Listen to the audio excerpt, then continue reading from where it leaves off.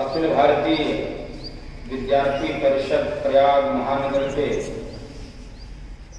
तत्वावधान में राष्ट्रीय युवा दिवस के इस कार्यक्रम में मंच पर उपस्थित समस्त दायित्वधारी विद्यार्थी परिषद के अधिकारी व कार्यकर्ता आदरणीय डॉक्टर राजेंद्र तिवारी जी, श्रीमती आभा त्रिपाठी जी, सुबोध कांत जी व नीरज प्रताप सिंह व सम्मुख उपस्थित आप सभी विद्यार्थी परिषद के कार्यकर्ताओं का मैं अभिनंदन करता हूं। आप सभी को जय सिया राम। मोबाइल को साइलेंट करना पड़ेगा सबको, जब तक कार्यक्रम में रहेंगे मोबाइल साइलेंट रखना चाहिए, ऐसा ये अभ्यास में आना चाहिए। उपयोग करना कि नहीं करना ये आपके ऊपर है, लेकिन फोन बजना नहीं चाहिए, ये ऐसा अभ्यास में हम सबके आना चाहिए। अखिल भारतीय विद्यार्थी परिषद जिन कारणों से, जिस हेतु से, जिस प्रयोजन से प्रकट हुआ, जिस कारण से इसकी स्थापना हुई, वो आप सब कार्यकर्ताओं को बताने की आवश्यकता नहीं है। उन्हीं कारणों में से एक मुख्य कारण है देश के महान महापुरुषों के जीवन चरित्र को, उनके द्वारा किए हुए कार्यों को समय समय पर हम सब स्मरण करें, उन महापुरुषों का स्मरण करें, उनके विचारों का स्मरण करें, यथा सामर्थ्य यथा संभव उनका अपने जीवन में सदुपयोग करें, प्रयोग करें। और उसी क्रम में आज का यह युवा दिवस का कार्यक्रम हम सब मना रहे हैं। दो विषय यहां पर प्रकट रूप से है, एक है युवा, दूसरा है स्वामी विवेकानंद। सामान्य रूप से मनुष्य की आयु का या वय का जब हम निर्धारण करते हैं तो उसमें युवा अवस्था आती कब है? आखिर युवा कहेंगे किसको? तो सामान्य रूप से जो विभाजन है उसमें आपके ध्यान में आता होगा कि जन्म से लेकर 7 वर्ष तक शिशु होता है, 7 से 14 वर्ष तक बालक होता है, 14 से 21 वर्ष तक किशोरावस्था रहती है, 21 से 7 वर्ष के क्रम में युवावस्था आती है, 21 से 28, 28 से 35, 35 से 42, 42 से 49, फिर धीरे धीरे प्रौढ़ावस्था आती है, फिर धीरे धीरे वृद्धावस्था और धीरे से जीवन यात्रा पूरी होती है। तो जो किशोरावस्था है उसको भी मैं युवावस्था में जोड़ता हूं। तो 14 से लेकर और एक 50 वर्ष तक युवावस्था रहती है। वैसे तो व्यक्ति चाहे तो अपनी युवावस्था को और आगे भी बढ़ा सकता है, ये उसके ऊपर निर्भर।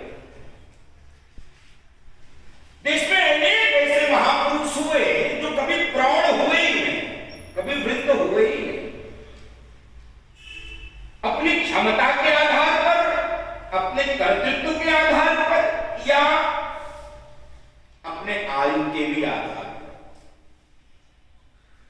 स्वामी जी बहुत अल्पावस्था में अपनी जीवन यात्रा को पूरी कर ली, लेकिन उस अल्पावस्था में किए हुए कार्य आज भी हम सबको बैठने के लिए मजबूर करते, पढ़ने के लिए मजबूर करते, सुनने के लिए, लिखने के लिए, शोध करने के लिए मजबूर करते, और पूरी दुनिया के, केवल भारत के नहीं, पूरी दुनिया के युवाओं के सर्वमान्य, सर्वस्वीकृत, सार्वभौमिक यदि कोई नेतृत्व करता है तो स्वामी विवेकानंद जी निर्विवाद रूप से।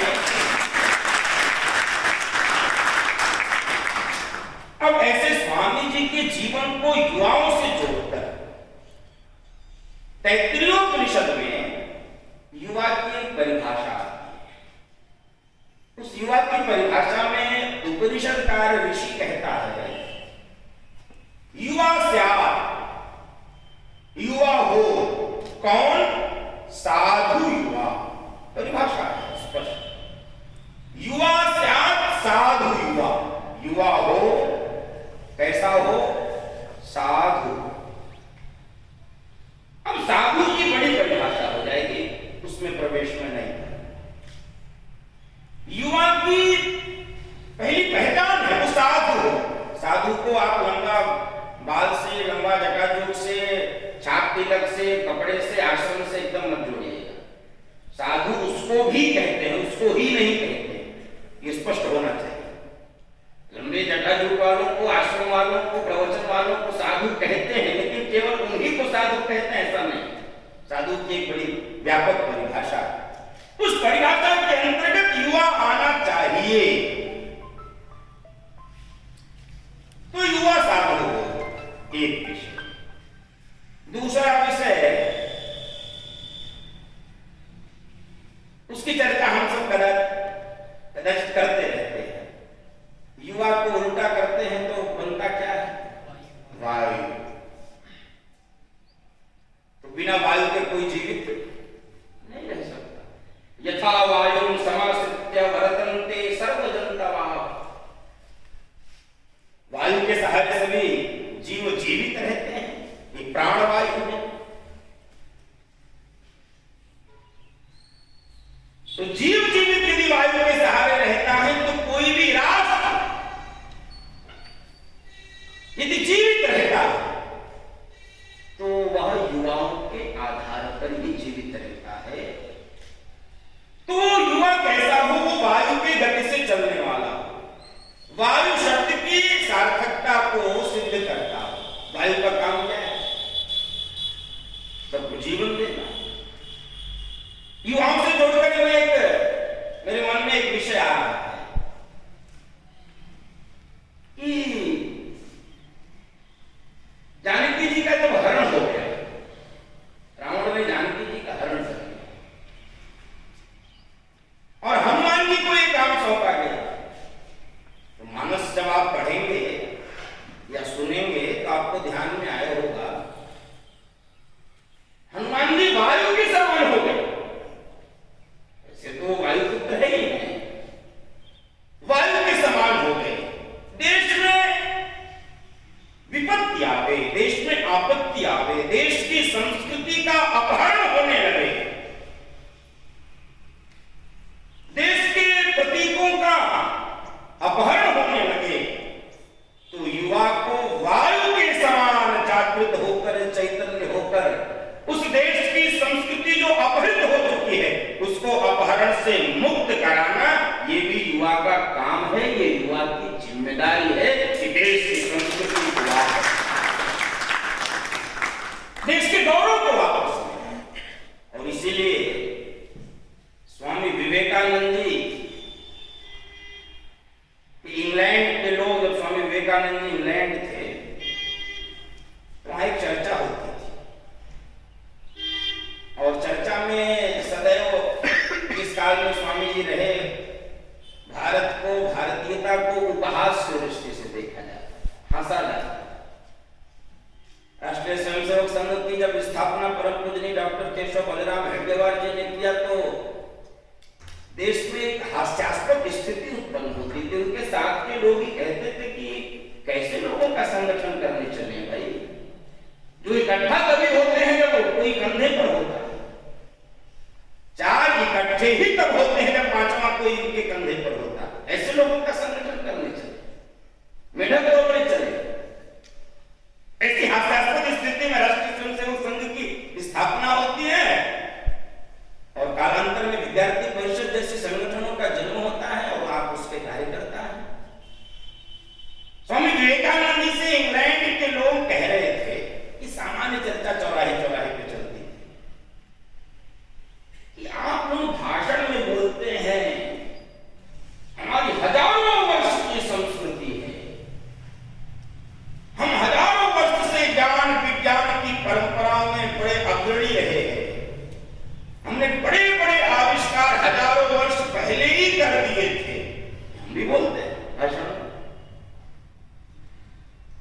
तो जब हजारों वर्षों से आपके पास बहुत कुछ था तो इंग्लैंड में आके बखान क्यों नहीं की? हजारों वर्षों से जो आपके पास ज्ञान विज्ञान की परंपराएं थी, आविष्कार थे, उसका इंग्लैंड में आके प्रदर्शन क्यों नहीं किया, बखान क्यों नहीं किया? आप जानते हैं कब इंग्लैंड में ही सब बखान किया जाता है। विवेकानंद जी का उत्तर सुनिए। विवेकानंद जी मुस्कुराए, क्रोधित नहीं हुए। ये भी युवा का एक गुण होना चाहिए। और मुस्कुरा के कहे कि भैया आप ठीक कह रहे हैं, मुझे आकर इंग्लैंड में अपने ज्ञान विज्ञान की परंपरा को प्रकट करना चाहिए था, जो हमारे पास हजारों वर्षों से हमारी ऋषि परंपरा से प्राप्त है। लेकिन ये बताओ कि हजारों वर्ष पहले इंग्लैंड कहां था? इंग्लैंड होता तब तो हम आकर बताते, हजारों वर्ष पहले वहां पर जंगल था, तब भी हम मंगल भारत में कर रहे थे। आपके पास कुछ था ही नहीं, आपके पास कुछ नहीं था तो हम क्या करते? हम नहीं आ सकते। तो तीन शब्द पर स्वामी विवेकानंद जी का विशेष बल था। उन्हीं तीन शब्दों की संक्षेप में चर्चा करके अपने वाणी को विराम।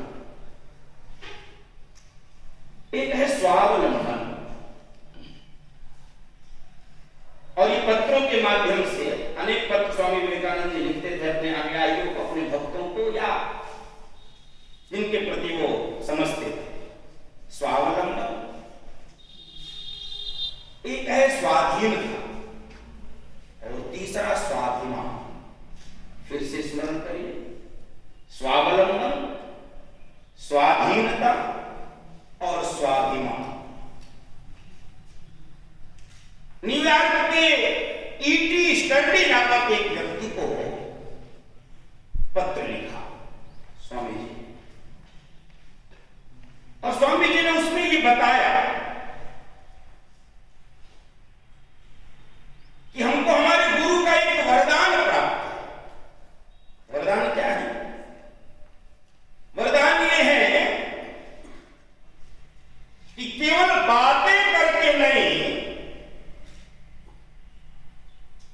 अपितु यथार्थ जीवन की इच्छा। समझिए, ये सूत्र है जीवन का। केवल बातें करके नहीं, यथार्थ जीवन जीने की इच्छा, आजीवन उद्योग, आजीवन उद्योग, और तीसरा विरामहीन साधना। फिर से तीनों शब्दों को दोहरा, विरामहीन साधना, आजीवन उद्योग, और तीसरा केवल बातें नहीं करना, केवल भाषण नहीं देना, यथार्थ जीवन जीने की इच्छा। उस यथार्थ को प्राप्त करने की इच्छा, उस तत्व को प्राप्त करने की इच्छा जिसको हमारे ऋषियों ने प्राप्त करके इस मनुष्य जीवन की सार्थकता को सिद्ध किया। ये स्वामी विवेकानंद जी के गुरु रामकृष्ण देव का दिया हुआ दान है, जिसका उल्लेख उन्होंने न्यूयॉर्क के ईटी स्टर्डी नामक व्यक्ति को पत्र में स्पष्ट किया। तो हम सब भी केवल बात न करें, यथार्थ जीवन जीने की इच्छा, बातों में अधिक समय न बीते, कुछ कर ले जाए। समय कम है, कई बार लगता बहुत। अगर स्वामी विवेकानंद जी विचार किए होते कि नहीं अभी तो बहुत समय मेरे पास है, कितनी अवस्था उनके पास थी, कितने दिन जिए? मुझको लगता है 39 वर्ष की अवस्था थी अधिकतम। और कई बार तो आप सबकी भी ध्यान, 39 वर्ष तक का व्यक्ति भी नहीं मानता कि नहीं हमारा समय बीत गया। वो अभी तक नहीं तैयार हुआ ये मानने के लिए कि हमारा समय बीत गया। 39 वर्ष में जीवन यात्रा पूरी करके चले गए, देश में, पूरी दुनिया में सनातन का, हिंदुत्व का डंका बजाया। दूसरा उद्योग, जिसको करने में कई बार हम विफल हो जाते हैं। प्रारब्ध के साथ, हम प्रारब्धवादी लोग हैं, हम प्रारब्ध को मानते हैं, लेकिन प्रारब्ध के साथ यदि प्रमुख रूप से भी कुछ मानना पड़ेगा युवाओं को, वो उद्योग है। सुभाषित में आपने सुना होगा, उद्यमे ही सिद्ध्यन्ति कार्याणि न मनोरथे नहि सुप्तस्य सिंहस्य प्रविशन्ति मुखे मृगा। सोते हुए सिंह के मुख में भी कोई भोजन लाकर देता नहीं है। सिंह को भी उद्यम करना पड़ता है। प्रारब्ध भी उन्हीं का फलीभूत होता है, बलवती हो जाता है जो उद्यमी होता है। इसीलिए सुग्रीव और बाली का जब युद्ध हुआ तो बाली ने सुग्रीव को बहुत पटक के मारा। ये बेचारा रोते रोते आया भगवान के पास कि जबरदस्ती युद्ध करवा दी, मैं तो जान रहता हूं बहुत पीछे जाऊं। कह रहे चिंता मत करो, कल हम कुछ करेंगे। क्या करोगे? हम मारेंगे भगवान ने। तो सुग्रीव ने कहा यार जब तुम मारोगे तो हमको क्यों लड़ने के लिए भेज रहे हो? तुम ही लड़ो, तुम्हें मार के खत्म करो। तो भगवान ने कहा नहीं, लड़ना तुमको पड़े, मारूंगा। उद्यम निकल कर आ रहा है कि नहीं? लड़ना तुमको पड़ेगा, मारूंगा मैं। भगवान किसी को अकर्मण्य नहीं बनाते। भगवान की स्पष्ट सूचना है गीता में भी, कर्मण्येवाधिकारस्ते मा फलेषु कदाचन।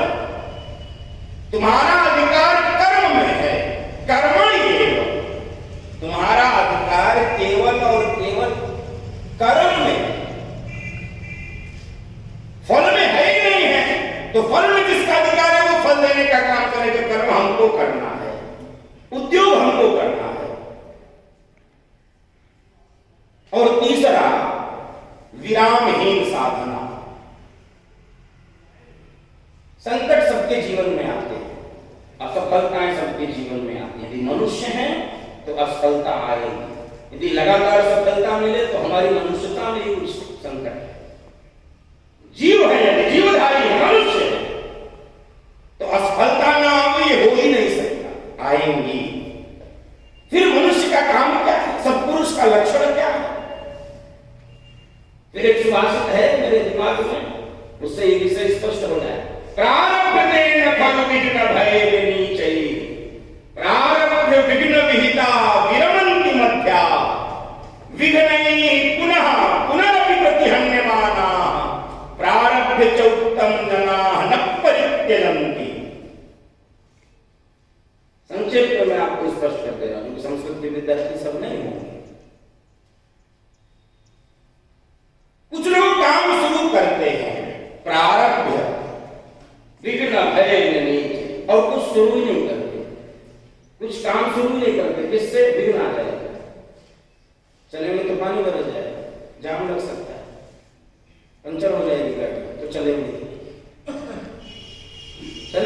तो ना पानी बरसेगा, ना भीगेंगे, ना गाड़ी पंचर होगी, तेल भी बच जाएगा। प्रारब्ध विघ्न भये नीच, किंतु नीच कहा था सुभाष। विघ्न के भय से कार्य को प्रारंभ ही नहीं करते। प्रारंभ विघ्न विहिता विरमन्ति मध्या। दूसरे कौन हैं? मध्यम। मध्यम कोटि के लोग कौन हैं?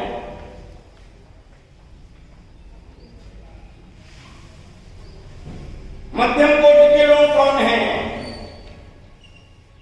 काम प्रारंभ किए, विघ्न आया, अर्धवृत हुए, चले गए घर में सो गए, क्योंकि विघ्न आ गया। शुरू किए, विघ्न आने पर लौट कर चले, ये मध्यम। तीसरे कौन हैं? विघ्न ही पुनः पुनरपि प्रतिहन्यमाना। आएंगे विघ्न, पार करेंगे, दूसरा पार करेंगे, तीसरा पार करेंगे। कितने विघ्न आए हनुमान जी के मार्ग में लंका गमन के समय? कितने? मैनाक आया, सुरसा आई, लंकिनी आई, और सारे सिंहिका आई, क्योंकि मैं मानस का विद्यार्थी, सारे विघ्न हार जाते तो मैनाक निकला, सोई फंस जाते, सोने का मैनाक था, फंस जाते। हमको फंसना है क्या? सजदल कर आवे आकर्षण, पग पग पर झूमते प्रलोभन, लेकिन तजकर सबको विमुख बटोही, पथ पर संभल संभल चलता है, दिव्य ध्येय की ओर तपस्वी, जीवन भर अचल चलता है, जीवन भर। मार्ग में विघ्न भी आएंगे, मार्ग में प्रलोभन भी आएंगे, लेकिन तजकर सबको विमुख बटोही, पथ पर संभल संभल चलता है, दिव्य ध्येय की ओर तपस्वी, जीवन। इन आकर्षणों में जो फंसता नहीं है और विघ्न को पार करता, विघ्न पुनः पुनरपि प्रतिहन्यमाना, उसी को क्या कहा? वही उत्तम व्यक्ति है, वही महान व्यक्ति है।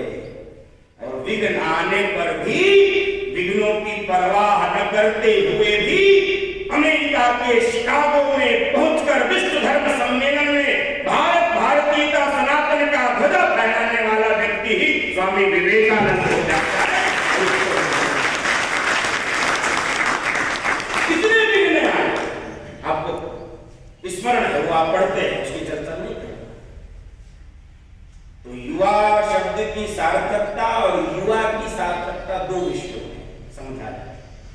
एक तो विघ्न आएंगे, विघ्नों से घबराना नहीं है, विघ्न पुनः पुनरपि प्रतिहन्यमाना, प्रारभ्य च उत्तम जनाः न परित्यजन्ति, अपने मार्ग को, अपने लक्ष्य को छोड़ेंगे नहीं, विघ्न आते रहे, विघ्न का काम है आना, हमारा काम है विघ्नों को पार करते हुए आगे चले। एक दूसरा आकर्षण भी आएंगे, उसमें भी नहीं फंसना, लोग भी आएंगे। अपने कठोपनिषद में सुना, नचिकेता मृत्यु देवता से, यमराज से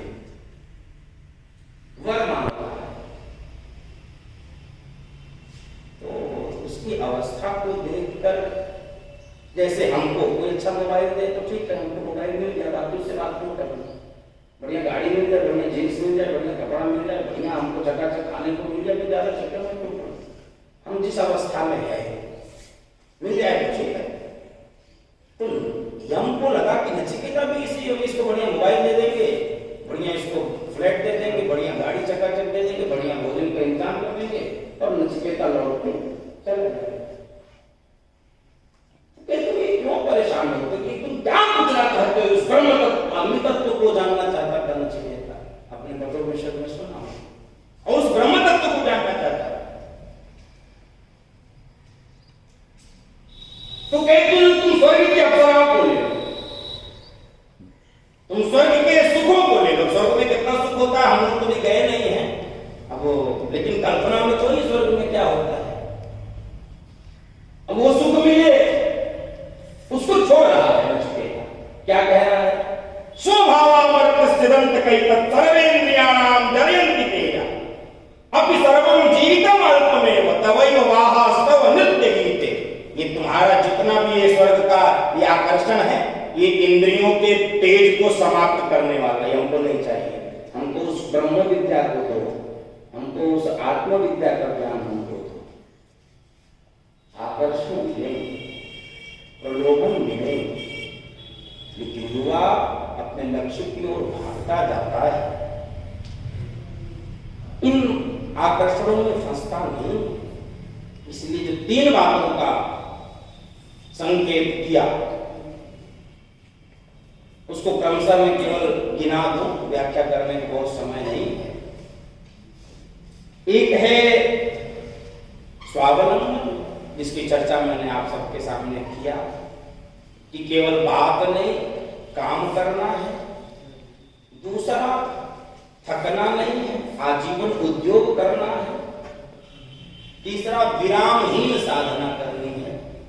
चरय वेति यही तो मंत्र है अपना, नहीं रुकना, नहीं थकना, सतत चलना, सतत चलना। ये गीत हम लोग गाते थे संग में, आप भी गाए हो।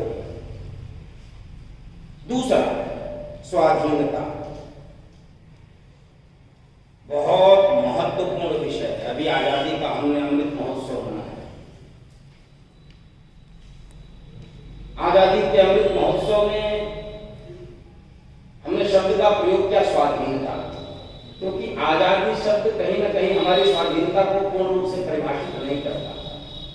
स्वतंत्रता शब्द भी हमारी स्वाधीनता को पूर्ण रूप से परिभाषित नहीं कर पाता। इसलिए स्वामी विवेकानंद जी ने आशालिंगा पेरुमल को पत्र लिखकर बताया कि स्वाधीन व्यक्ति जो है वही स्वाभिमानी हो सकता है और वही राष्ट्र निर्माण में अपनी भूमिका को स्वाधीन। और उसमें एक क्लॉज जोड़ा था स्वामी विवेकानंद जी, उसको समझिए। उस सब प्रकार से व्यक्ति को स्वाधीन होना चाहिए, भाषा से, बोली से, भूमि से, रहन सहन से, खान पान से, उठने बैठने से, अनेक किसी प्रकार से आप सोच सकते, सब प्रकार से व्यक्ति को स्वाधीन होना चाहिए। लेकिन जो शर्त रखी है वो ज्यादा महत्वपूर्ण है। वो शर्त क्या है?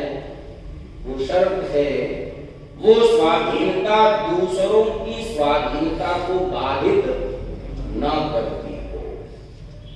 हमारी स्वाधीनता दूसरों की स्वाधीनता को, दूसरों की मर्यादा को, दूसरों के अनुशासन को बाधित न करती हो, ऐसी स्वाधीनता हमको चाहिए। और आचार्य परंपरा का उल्लेख स्वामी विवेकानंद जी ने उस पत्र में किया। जो आचार्य परंपरा की हमारी स्वाधीनता की परिभाषा है वो क्या है?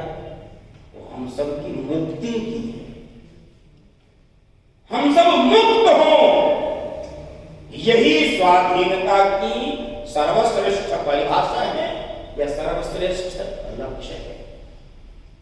दूसरा, स्वाभिमान, अंतिम जो शब्द है तीनों विषयों का, स्वाभिमान। स्वाभिमान क्या है? व्यक्ति का जो सोया हुआ ब्रह्म है, ब्रह्म सब में है। हमारा महावाक्य उपनिषद का बोलता है अहम ब्रह्मास्मि, और इतना ही नहीं कहता है, दूसरा वाक्य कहता है अहम ब्रह्मास्मि नहीं, तत्त्वमसि, तुम भी वही हो, तत्त्वमसि। यदि तुम भी वही हो तो हम सब ब्रह्म हैं। किसी का ब्रह्म जाग जाता है, किसी का ब्रह्म सोया रहता है। उस सोए हुए ब्रह्म को जगाना, यही स्वाभिमान है। हनुमान जी का भी सो गया, हम सबका भी सो गया, और हमारा कुछ ज्यादा ही सो गया, उसको जगाना है। जगेगा कैसे? जगेगा कैसे? तो ऐसे गुरुजनों के सानिध्य में जब युवा रहता है, ऐसे आयुवृद्ध, ज्ञानवृद्ध, तपोवृद्ध महापुरुषों के सानिध्य में जब युवा रहता है तो उसका जो सोया हुआ ब्रह्म है या जो उसकी सोई हुई शक्ति है तो जाग जाती है। इसलिए हनुमान जी की जागी। कवन सकाज कठिन जग माही, जाग गए, जाग। राम गाज जगदम अवतारा, सुनते ही भयो परमता, जाग गए। और जागने के बाद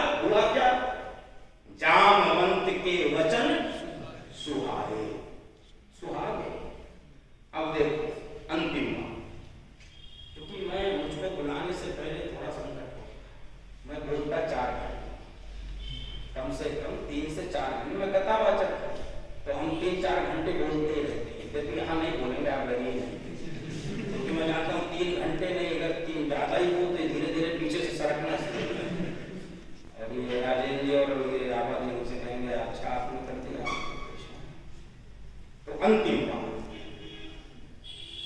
युवा और वृद्ध, ये समन्वय चाहिए, ये समन्वय चाहिए, ये सामंजस्य चाहिए। ये नहीं होता, ये नहीं होता। युवा वृद्धों के अनुभव को नहीं सीखना चाहता, उनके पास नहीं बैठना चाहता। और ये इस देश का यही युवा शक्ति के ह्रास का कारण है। युवा जब तक वृद्धों का अनुभव, इनका अनुभव कितना होता आपको बता दूं। एक ट्रेन में यात्रा 4 युवक कर रहे थे, एक वृद्ध बैठे, इनको लगा कि नहीं तो वृद्ध है, इसके साथ कुछ भी खिलवाड़ किया जा सकता। मान लीजिए वृद्ध है, कुछ नहीं कर पाया, पूरा बात क्या सोची, इनको लगा कि ये चेन पुलिंग करके ट्रेन को रोका है। अभी वहां पर पूरा बात भी तो आता ही मन, कुछ ना कुछ ऐसा इनोवेटिव किया है। तो किसी ने कहा, फिर उसमें उनका साथी, अगर चेन पुलिंग करोगे तो इसका जुर्माना भरना पड़ेगा। अरे नहीं, जुर्माना कौन करता है, सब देख लिया, क्यों नहीं भरना पड़ेगा? कह रहे हम लोग इसी बुड्ढे को फंसा देंगे, अगर इसी बुड्ढे ने खींचा। तो इसमें से चारों ने कहा हाँ ये ठीक, किसी को फंसा देंगे। लेकिन फिर एक व्यक्ति ने कहा सुन लो, मान लो फांसी पे तब बैठे तो जुर्माना कितना होता, सुनने का 2000, 500-500 सब में चारों ने इकट्ठा किया, एक व्यक्ति ने ऊपर यहाँ पर तो जेल खींच दिया। और रेलवे का कर्मचारी, इसने खींचा क्यों, रोका किसने? अरे चारों बहुत गुस्सा आ रहा है, सोच रहे थे बुड्ढे को फंसा, कैसे बुड्ढे ने खींचा, कैसे बुड्ढे ने खींचा, कैसे बुड्ढे ने खींचा। बुड्ढे ने सोचा हम मना करेंगे तो कोई प्रमाण तो है नहीं कि हमने नहीं खींचा या हमने खींचा, दोनों का प्रमाण नहीं। तो बुड्ढे ने कहा हमने खींचा। क्यों खींचा? इसलिए खींचा साहब, ये चारों ने हमारा 2000 चुरा लिया है। अब विश्वास ना हो किसी आगे वाले जेब में है।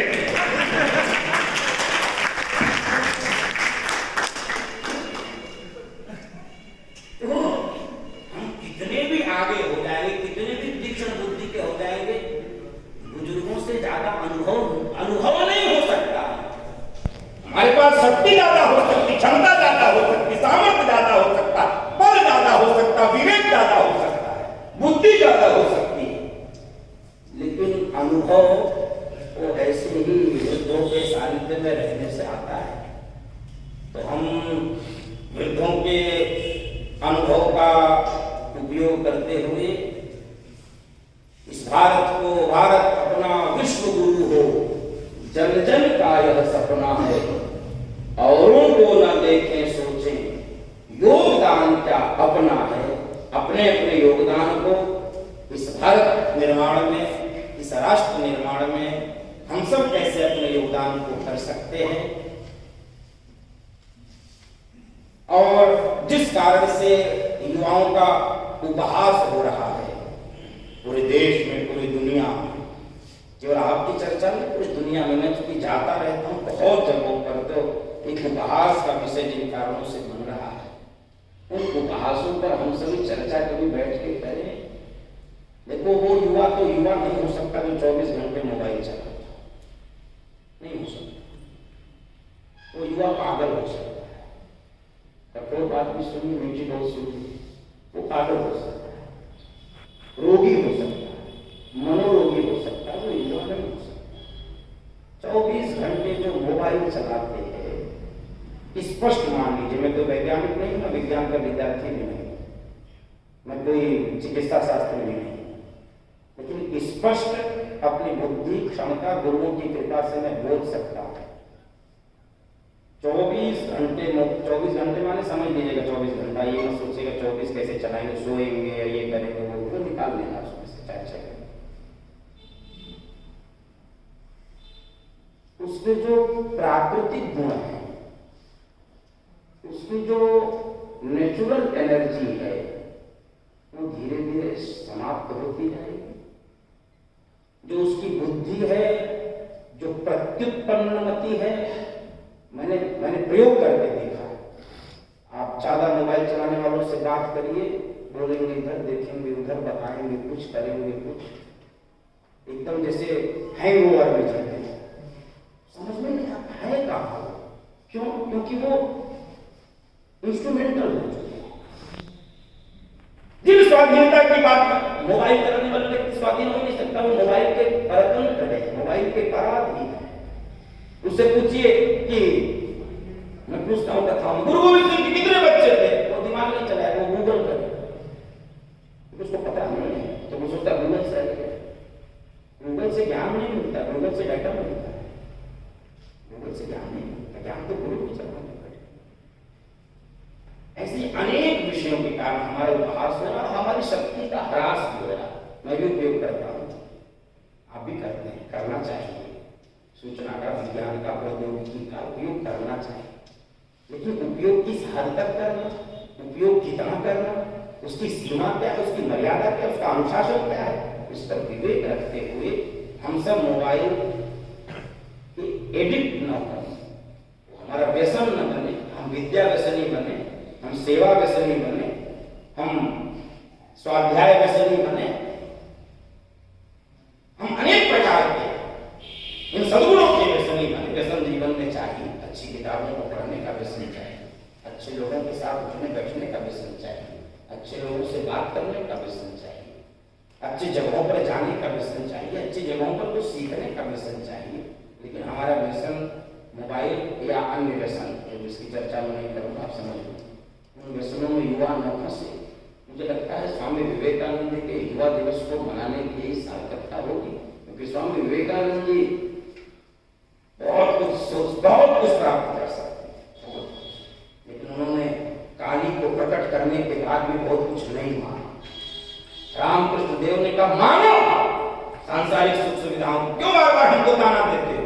तो विवेकानंद से लोग कहते थे कि कहते हो मेरा गुरु काली से बात करता, काली प्रकट करता, काली सब कुछ देने वाली है, वो शक्तिशाली, क्यों नहीं मांगते हो अपने इन सांसारिक कष्टों को दूर करने के लिए? क्यों नहीं अपने इन विपन्नताओं को दूर करने के लिए क्यों नहीं शक्ति मांगते, क्यों नहीं साधन मांगते, क्यों नहीं धन मांगते हो?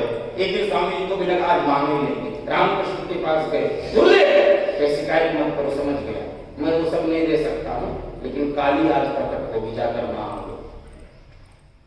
काली प्रकट हुई, स्वामी विवेकानंद जी कक्ष में गए, एक ऐसी ऐसा तेज पुंज, और उस काली की मूर्ति में लगा कि ये काली की मूर्ति सजीव हो चुकी, बोल दे। मांगने क्या गए थे? रुपए, पैसे, शक्ति, संसाधन, संपन्नता। आंखों से आंसू झरझर बहने लगे स्वामी विवेकानंद जी के, हे माँ हमें ज्ञान दे, हमें ज्ञान दे। रामकृष्ण देव ने कहा मांग लिया, नहीं गुरु जी नहीं मांग। क्यों? दोबारा मत कहना, क्यों नहीं मांगा? शिकायत मत करना मेरी माँ को और मुझे, एक बार और मौका देना, जाओ। दूसरी बार माँ प्रकट हो गई, वही दृश्य, वही सजीव मूर्ति, हे माँ मुझे भक्ति दे। मांगना क्या था? रुपया, पैसा, संसार, भक्ति लो। मांगा, गुरु जी नहीं मांगा। क्या मांगे? इस बार भक्ति मांगे, अंतिम मौका। इसके बाद जीवन में कभी शिकायत मत करना मेरी काली को या मुझे जी। एक बार अब की रोए नहीं, अब की तो काली के चरणों में लोग है, और लोगों के कहने नहीं चाहिए संसारिक सुख सुविधाएं, संसाधन। हे माँ हमें ज्ञान दे दो, हे माँ हमें भक्ति दे दो, और तीसरा मांग लिया, हे माँ हमें वैराग्य दे दो, और कुछ नहीं चाहिए, और लौट के चले आए।